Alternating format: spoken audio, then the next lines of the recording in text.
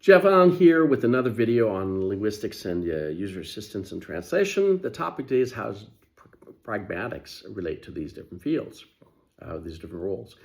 Pragmatics has traditionally been labeled as discourse analysis or even hermeneutics, okay? Hermeneutics is usually the analysis of text. It tends to be religious text. So hermeneutics is usually a lot for that, and interpretation of that.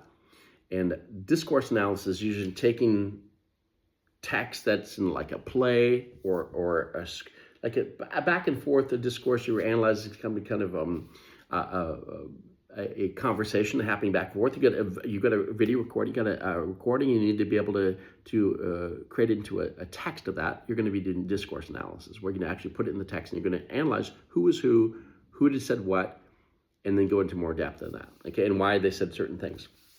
So discourse analysis is one area of pragmatics that is usually is used a lot.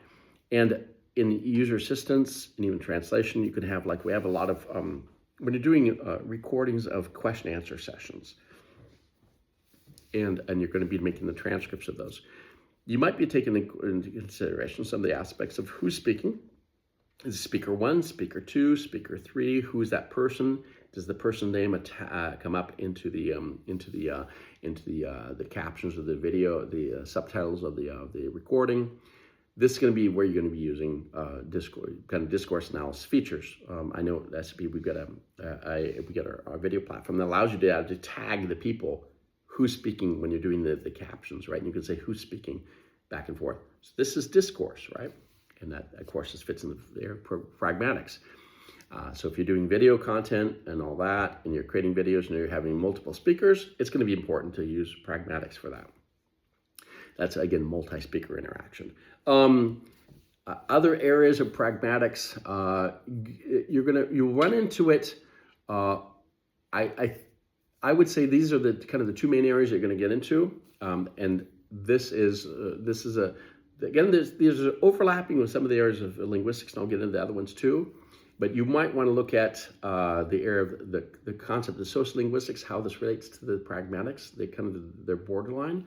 And then I'll get into another one of semiotics and all these other ones where there's overlapping happening in psycholinguistics. So there are kind of some overlapping at certain borderline areas of these specific topics, but at least it gives you an idea of discourse analysis. There are lots of authors that were specialized in this in the 1970s.